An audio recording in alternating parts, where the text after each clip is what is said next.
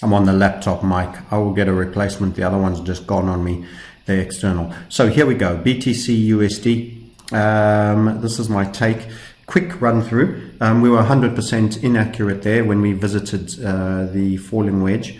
And despite this being seduced by the resistance on those blue lines up top there repeatedly and getting a rounded top and having a small element of potential head and shoulder structure with a possible neckline, the market actually pushed higher. But the problem it had is it made a marginally higher high, which is the beginning of bearishness there. We got a channel churn down, which could have been bull flag push up, but it was coming close to our grind line. It was decision time. You can learn more as to why we talk about marginally higher highs being bearish on our program. Not for everybody, but just go find out if it's something that works for you on the marketsniper.com. Small question there to fill in as well. So you then got a pump and a move up with a big sell-off wick. And that was the key moment. That was final exhaustion. But a number of elements here. You had a grind line break there, spill, grind line break there, spill. We had low volatility with step, spill. And then a major bullish attempt to seek new highs and to get to the other side of the wedge over here, which it just simply didn't have the beans to do. This was a line that had been respected once, twice, 3 times, 4 times, 5, 6, 7. And after visiting the downside, showed no stomach for getting all the way there anymore. This was a big rejection after a marginally higher high. So the minute this sold off, unfortunately, you have to be up and at 'em. Wasn't a convenient time for me, but I got up and got short on that. It's been, my overall bias is short, not long. So I'm either square or short in this one. I got stopped out on that push up because it was not in the direction anticipated. It was 180 degrees wrong. We were out about it being impulsive, just directionally we were inaccurate. And guess what? You don't lose any more for being 180 degrees totally wrong. So that's the value of tight stops. But over here, we got a proper earn back. And we ran that previous funnels level as well. Quite capitulative, quite capitulative. Now with the break of a falling wedge, you can get a rally. You can get a rally, but this was quite capitulative. You also could get a bear flag back into this funnel over here, which serves as resistance now, and spill again, which could give us a really impulsive low. Just on that, by the by, some of the other setups we're giving us. We have time stops on our upside HVF. This broke nicely initially, had a target up there to get for Ethereum. It had to make it by then and was running out of time. Interestingly, visited the low of the wedge here and was getting bought and attempted to be held as well on our key level of significance. The wedge and our just-in-time entry for the longs, which were run over there for longs. I was not long, but this was a draw to read the market. Showed that in fact this was a key battle area. Plus we're about 40% used up of our time still to get all the way up to target. So this was looking like failure. Plus we had this micro falling wedge, which should lead to a pop-up after a little dip out the bottom, exhaustive selling. There were their hammers. The pop-up came with the same time Bitcoin came, and then there's that rejection candle, as I call it, a look one way, go the other way candle. These are very, very negative and bearish and would have given the game away for me. Plus it broke the wedge and it broke back into the funnel. Number of clues that things were not going correct, and this is highly big reversal signal over here. So with that all said, that was your warning. Remember, we're in a rising wedge here on Ethereum and the bias is bear or square. So this was a warning. Failing patterns are always warnings of reassertment of possible bearishness. So going back to our Bitcoin scenario, what do we think comes next? Well, you could have a return move of some scale, but I would be surprised to see it go past that blue line. There was a bit of support along these levels over here. You might get into that zone on a rally once the volatility dies out. A lot of cumulative negative volume, consequence of OBV. You'll learn more about that and why we value volume ahead of any other indicators, which we largely don't use. It's new separate data. It's not mathematical formulas trying to be clairvoyant and repurposing price data for you. Look at this weak bear flag rally over here on this time frame. From all the sell-offs, that's the best you can get.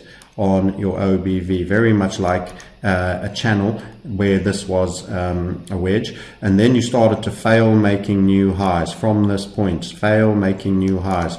That was divergence. This is why I was feeling potentially like there was a good opportunity for going short when we touched over here. It was one too soon. Shake out, return, take it again.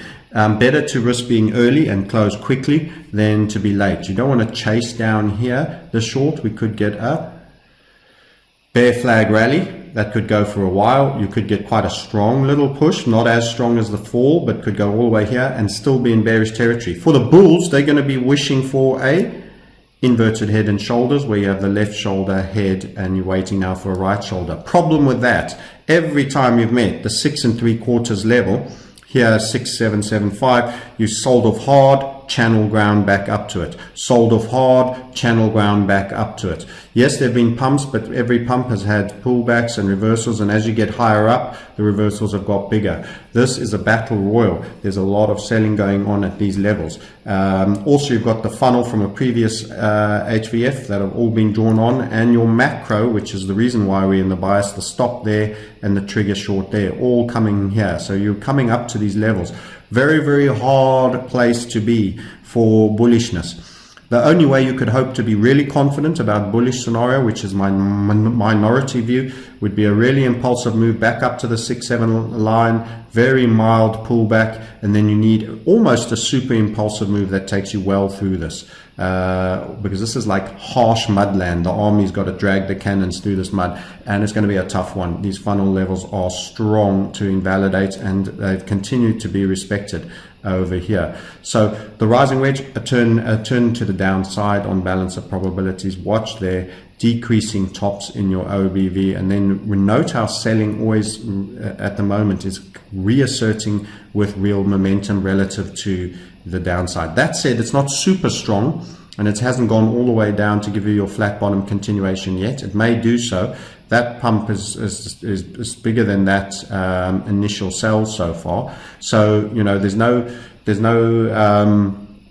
don't be over optimistic if as a bear either. There can what comes next will still be important. Will we continue?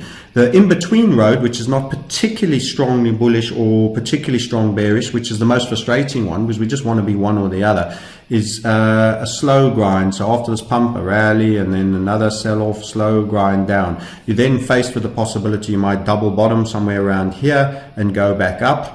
And you could go up with much more momentum later once the bulls have galvanized and the bears have done and dissipated all their selling, which could then give you left shoulder and a sort of a double bottom head. Depending on the momentum here, you would want it not to be too strong ideally. So you want some of the momentum to come out of the selling and a lot more sustained pushing up with higher price ranges being taken. At the moment for the screen view, that's your highest, and there's still a long pause, and then you battle to make highs after this without sustained congestion, and then marginally higher highs and rolling over again, and then exhaustion. So the bulls are not in charge. The bulls are still not in charge, and my bias is still square or short, generally, for your P&L sakes. That is my bias. It doesn't mean to be yours. You can find out how we work on the big bias, how we come to the trend time frame, and assess these things in far greater detail than what you're attaining here, despite this hopefully being quite informative. And as I've said, go to themarketsniper.com, check in for our defense webinar. Making money on the short side when you get capitulations is great, especially for people that have been giving up valuation in the bear market with a hodl strategy. There is a way you can be more active and you don't have to lose all that decrease in valuation, plus just paying defense, and even the option to take shorts at certain times can be very, very productive. Not for everybody. I repeat, not for everybody. You need to be well resourced. You need to be committed, and it's a full year program of community of like-mindeds. Only if you feel aligned by what we're saying. And you can attend the webinar for free, and there's absolutely no commitment, and take what you can from it. Okay, that's it from me. That's your uptake on BTCUSD. A decent spill, but far from heroic.